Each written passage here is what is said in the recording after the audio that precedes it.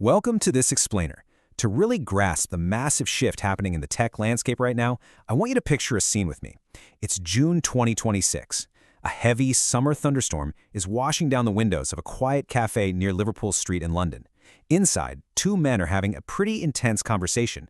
But the thing is, this exact same dialogue, it's happening in 10,000 other conference rooms and coffee shops all around the world right now. It's a conversation that perfectly represents an entire industry. Data engineering standing at a massive crossroads. So let's dive right into the heart of this with a line that really sets the stage. At that cafe table, the older of the two men, Christoph, kind of just turns his espresso cup, looks dead at his younger companion, and says, "You build elegant pipes, James. You just have no idea what is flowing through them, who owns it, or what happens when it breaks the trust of 1 million customers."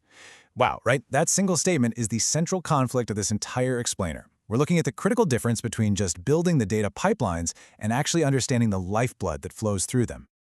Section 1. A Tale of Two Engineers. The Cafe Encounter.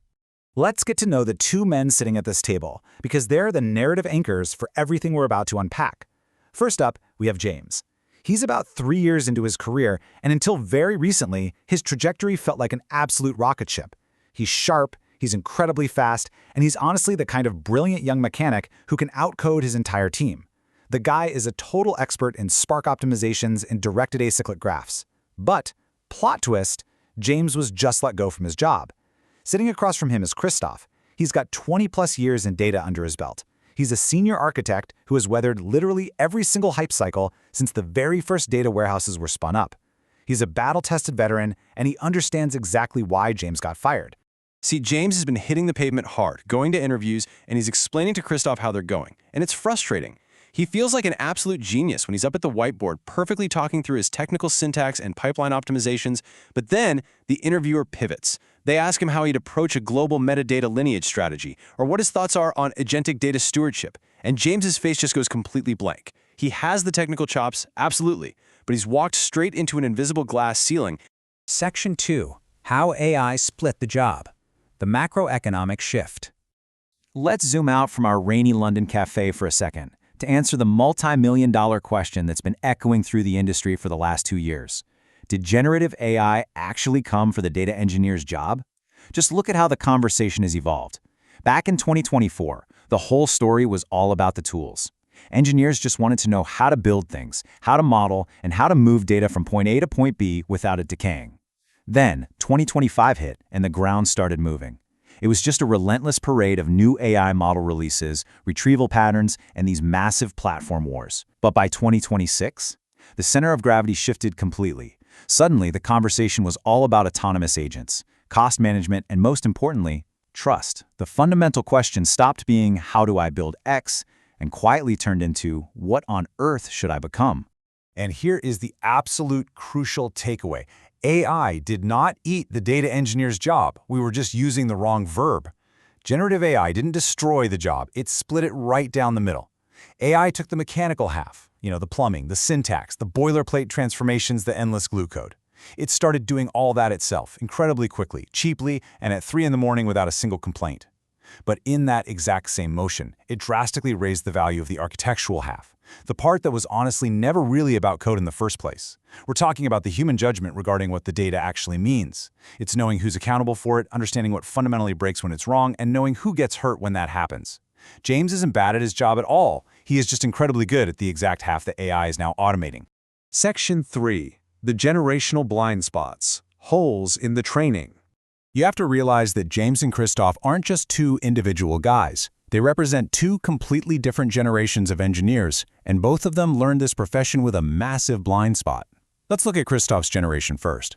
They learned data architecture the slow, hard, and painfully expensive way. They built data warehouses that took years to stand up, and sometimes failed anyway.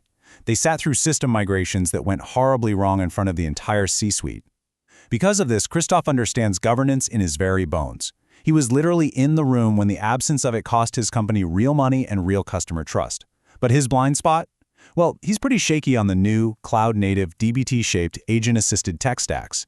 He completely fumbles with the modern tools that the younger generation just uses effortlessly. Now flip it over and look at James's generation. They came up a completely different way. They learn through modern boot camps and sleek click-and-deploy cloud consoles. The modern tech stack abstracted away literally all the pain that Christoph had to learn from.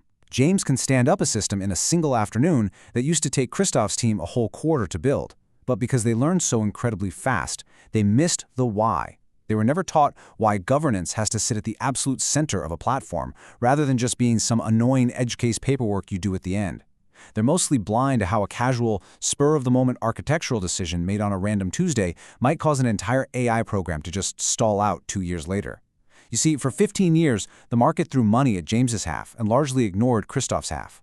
But generative AI, it closed that arbitrage overnight.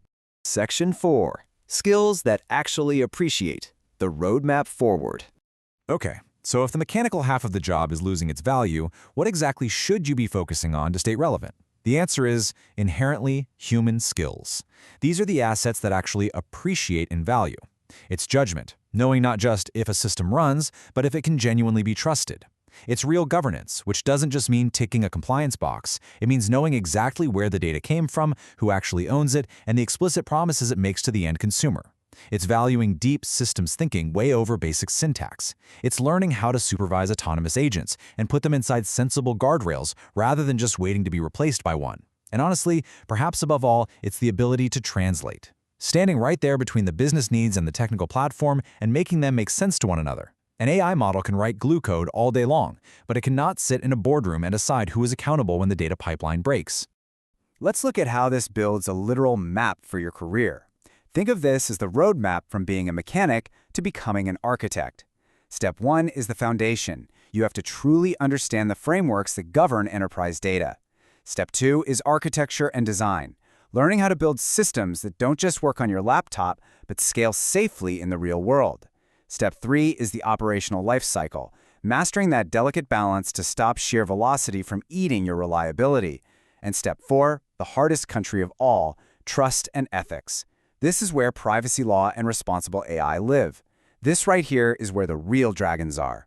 Now, James can absolutely walk this road. His whole generation can. Nobody ever told them it was there, but right now it is the only road that still pays. Section 5. Meeting in the middle. The reframe. Let's head back to that rainy cafe in London for a second. I want to give you a really powerful way to reframe this entire situation. We're going to turn what looks like a story of total defeat for James into an incredible opportunity. Because Christoph's line about elegant pipes, it's landing differently on James now. It's no longer an insult, it's an invitation. Because here is the absolute truth. The glass ceiling James walked into is not a ceiling at all. It is the floor of the next room. The automation of his boilerplate code is not the end of his career. It's simply the graduation point into a much higher value room. And it just so happens to be the exact room where Christoph is already standing. And you know what the beautiful irony here is? Neither generation is the finished article. James desperately needs the deep architecture and governance skills that his lightning-fast training skipped over. No AI model is going to do that for him. But Christoph is sitting there quietly wishing he had the cloud-native, agent-shaped fluency that James breathes without even thinking about it. The mechanic has to become an architect, and the architect has to figure out how to keep pace with the machines. They just have to sit at that table a little bit longer and teach each other. Which leaves us with a final thought to reflect on today. This was never an argument between two generations. It's simply two halves of one job finally being formally introduced to one another. The data engineering profession is not splitting into winners and losers. It's just being asked to mature in both directions at once. So take a really good look at your own blind spots. The only question left is, are you ready to meet in the middle? Thank you so much for joining me for this explainer. Keep learning, keep adapting, and I will see you next time.